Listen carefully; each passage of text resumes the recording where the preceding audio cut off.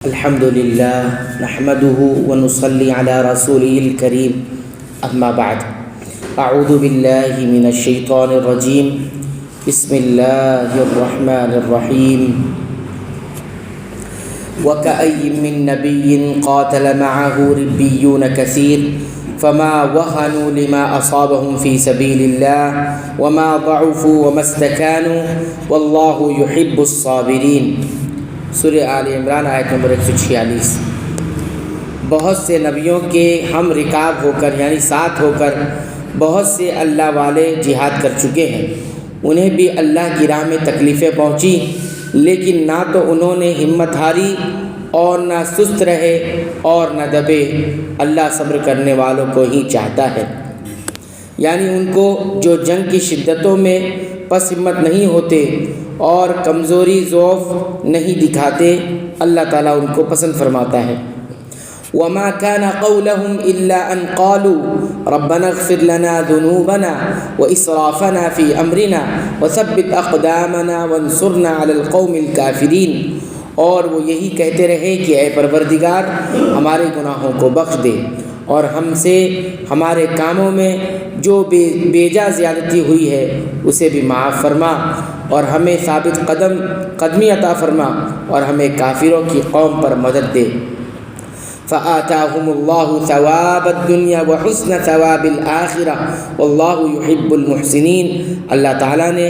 انہیں دنیا کا ثواب بھی دیا اور آخرت کے ثواب کی خوبی بھی عطا فرمائی، اور اللہ تعالیٰ نیک لوگوں سے محبت کرتا ہے۔ یا ایھا الذین آمنوا ان تطیعوا الذین کفروا یردوکم علی اعقابکم فتنقلبوا خاسرین۔ اے ایمان والو، اگر تم کافروں کی باتیں مانو گے تو وہ تمہیں تمہاری ایڑیوں کے پلٹا دیں گے، یعنی تمہیں مرتد بنا دیں گے، پھر تم نامراد ہو جاؤ گے۔ بل اللہ مولاکم وہو خیر الناصرین، بلکہ اللہ تعالیٰ تمہارا مولا ہے اور وہی بہترین مددگار ہے۔ یہ بات پہلے بھی گزر چکی ہے، یہاں پھر دہرایا جا رہا ہے، کیونکہ احد کی شکست سے فائدہ اٹھاتے ہوئے بعض کفار یا منافقین مسلمانوں کو یہ مشورہ دے رہے تھے کہ تم اپنے آبائی دین کی طرف لوٹ آؤ۔ ایسے میں مسلمانوں کو کہا گیا کہ کافروں کی اطاعت ہلاکت اور خسران کا باعث ہے، کامیابی اللہ کی اطاعت میں ہی ہے اور اس سے بہتر کوئی مددگار نہیں۔ سنلقی فی قلوب الذین کفروا الرعب بما اشرکوا باللہ ما لم ينزل به سلطانا ومأواہم النار وبئس مثوى الظالمین۔ ہم عن قریب کافروں کے دلوں میں رعب ڈال دیں گے،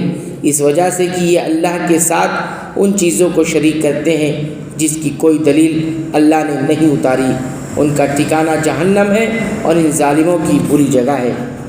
مسلمانوں کی شکست دیکھتے ہوئے کچھ کافروں کے دل میں یہ خیال آیا کہ یہ موقع مسلمانوں کو ختم کرنے کے لیے بڑا اچھا ہے۔ اس موقع پر اللہ تعالیٰ نے کافروں کے دلوں میں مسلمانوں کا رعب ڈال دیا، پھر انہیں اس خیال کو عملی جامہ پہنانے کا حوصلہ نہ ہوا۔ صحیحین کی حدیث میں ہے کہ نبی کریم صلی اللہ علیہ وسلم نے فرمایا کہ مجھے 5 چیزیں ایسی عطا کی گئی ہیں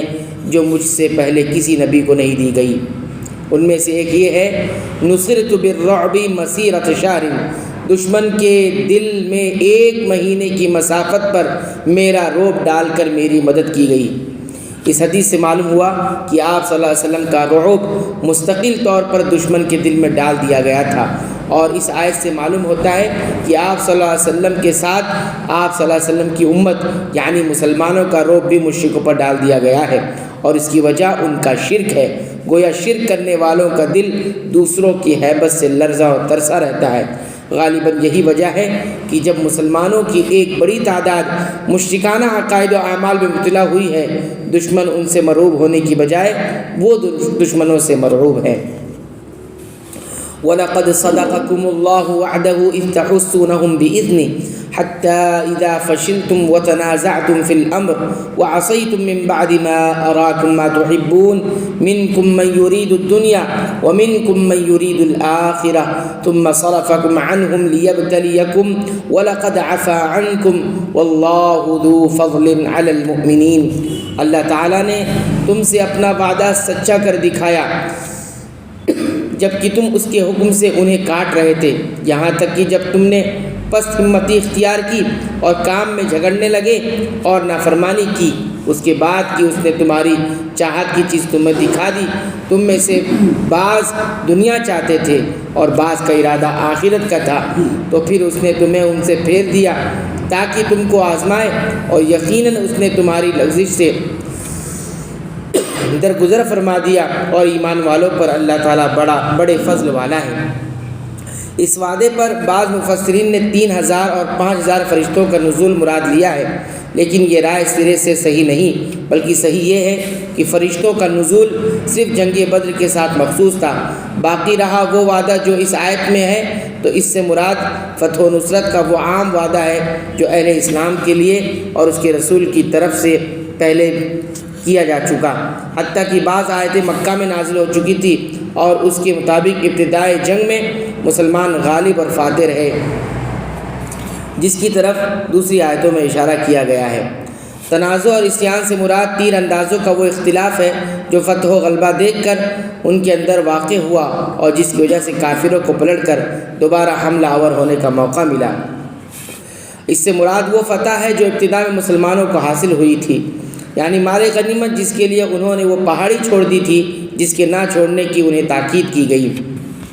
وہ لوگ ہیں جنہوں نے مورچہ چھوڑنے سے منع کیا اور نبی کریم صلی اللہ علیہ وسلم کے فرمان کے مطابق اسی جگہ ڈٹے رہنے کا عزم ظاہر کیا، یعنی غلبہ عطا کرنے کے بعد پھر تمہیں شکست دے کر ان کافروں سے پھیر دیا تاکہ تمہیں آزمائے۔ اس آیت میں صحابہ کرام کے اس شرف اور فضل کا اظہار ہے جو ان کی کوتاہیوں کے باوجود اللہ نے ان پر فرمایا، یعنی ان کی غلطیوں کی وضاحت کر کے آئندہ اس کا اعادہ نہ کریں۔ اللہ نے ان کے لیے معافی کا اعلان کر دیا تاکہ کوئی بد باطن ان پر زبان تان دراز نہ کرے۔ جب اللہ تعالیٰ نے ہی قرآن کریم میں ان کے لیے عفو یعنی معافی کا عام اعلان فرما دیا تو اب کسی کے لیے تان و تشنیع کی گنجائش کہاں رہ گئی۔ صحیح بخاری میں ایک واقعہ مذکور ہے کہ ایک حج کے موقع پر ایک شخص نے حضرت عثمان پر بعض اعتراضات کیے کہ وہ جنگ بدر میں بیعت رضوان میں شریک نہیں ہوئے، نیز یوم احد میں فرار ہو گئے تھے۔ حضرت ابن عمر نے فرمایا جنگ بدر میں تو ان کی اہلیہ یعنی بنت رسول اللہ صلی اللہ علیہ وسلم بیمار تھی، بیعت رضوان کے موقع پر آپ صلی اللہ علیہ وسلم کے سفیر بن کر مکہ گئے ہوئے تھے، اور یوم احد کے فرار کو اللہ تعالیٰ نے معاف فرما دیا ہے۔ اللہ تعالیٰ سے دعا ہے رب العالمین تو ہمیں قرآن حکیم کی پابندی سے تلاوت کی توفیق عطا فرما، اس کو سمجھ کر پڑھنے کی توفیق عطا فرما، اس کے مطابق عمل کی توفیق عطا فرما۔ اے اللہ تو ہماری مغفرت فرما دے، ہمارے والدین کی مغفرت فرما، تمام مسلمانوں مومنوں اہل توحید کی مغفرت فرما، آمین۔